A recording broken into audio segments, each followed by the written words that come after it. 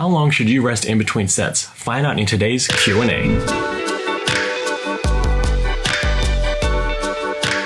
Hey everyone, Selwyn here for WynnStrength.com, where the goal of the channel is to help you get a little bit stronger every single day. Thanks for clicking on another 5-minute Friday Q&A series where I attempt to answer your questions in under 5 minutes.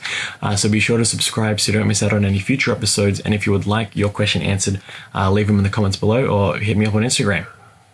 So today's question is pretty good. It's just going to address optimal rest times for strength and hypertrophy specifically, because this answer will differ if we're wanting to talk about endurance training or cardio training or GPP training. So let's start the timer. So much like anything with regards to training, there's not going to be one correct way to do everything. Even with something as specific as strength and hypertrophy, I'm not going to tell you to rest for X amount of time every single time, because that's just not the way things work. It's going to be different depending on training outcomes, training weight, and your individual tolerances for exercise. To start off with, there's obviously an inverse relationship between rest and weights being used.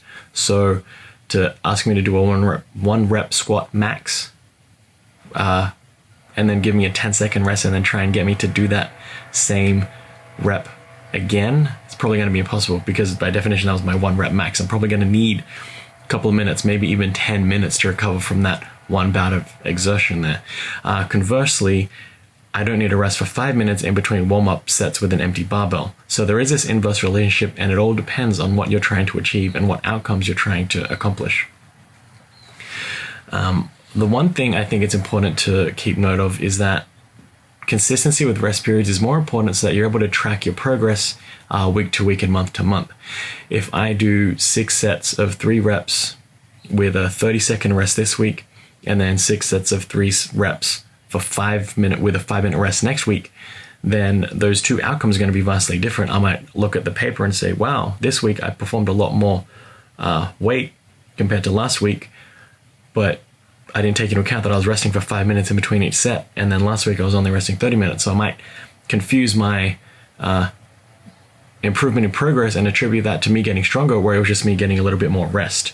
So those little things you need to keep in mind when you are tracking rest periods, so that you don't attribute positive outcomes to something else other than what it was. And obviously there's no need to get too granular here. A 1 minute 10-second rest period versus a 1 minute 20-second rest period, really not going to have that big of an effect. We're talking about scales where it's 1 minute versus 5 minutes, or 30 seconds versus 10 minutes. When you start gradually growing from different rep periods, that's when we're going to have to start looking at the different effects and how that affects our training outcomes. We actually do have one study that compared 1 minute rest periods to 3 minute rest periods in regards to hypertrophic outcomes. And what they found was that the 3 minute rest period led to better results for muscle hypertrophy. And this is attributed to the fact that all the participants that rested longer were able to lift more weights. And we know that getting stronger, getting bigger muscles requires us to lift more weight. So allowing us to rest in order to lift more weight kind of goes hand in hand. So when we look at the research, it shows that longer rest periods are more beneficial than shorter rest periods in regards to strength and hypertrophy. They don't look at effects on GPP or cardiovascular outcomes, because that's not what they were looking at. Again, very specific here. So keep that in mind. You want to rest longer so that you can stress the body in the right way. We're trying to lift more weight, so we need to allow our body to rest in order to lift more weight. And the only downside to resting longer is just that the workouts are going to take longer. So again, like I said earlier, you don't want to be in the gym for 24 hours, unless you do, in which case rest all you want. But if you don't, you're going to have to strike that balance. And again, here we saw the research, 3 minutes, better outcomes than 1 minute. But who's to say that 20 minutes isn't better than 3, but at what cost? So I like to look at 3 basic things when we're looking at rest periods for your own individual needs. First off is the mental preparedness. Do you mentally want to pick up that weight? Do you mentally want to continue with the workout? Part 2 is your GPP capacity. Are you still out of breath? With that 1 rep max squat effort example, I'm going to be pretty exhausted by the end of that 1 rep max. I'll probably need 5-10 minutes just to catch my breath. Once that breath is back down again, then I can proceed to think about moving on to the next step. And then finally, strength output. Are my muscles physically able to fire up with that force right after that 1 rep that squat max, my muscles are going to feel pretty weak, pretty achy.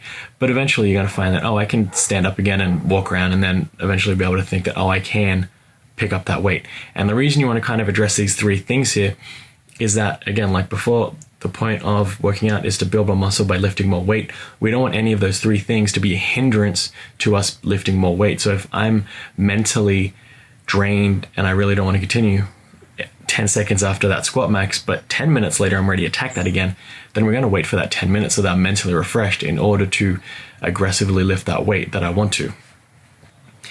Finally, we can play around with rest times in order to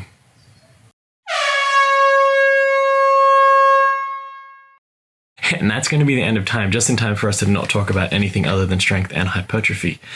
But to wrap that up, if you wanted to train GPP and endurance, obviously play around with some rest times, maybe reduce the rest times, knowing that you won't be optimally performing or training for strength and hypertrophy. So if you found this video useful, consider clicking that like button. Also subscribe to the Wynn Strength Q&A 5-Minute Friday playlist so you don't miss out on any future episodes and catch up on any past episodes. Like I said earlier, drop a comment below if you have any questions that you would like answered. Thanks for watching. This has been Selm from Wynn Strength, and remember to never stop learning and to never stop lifting.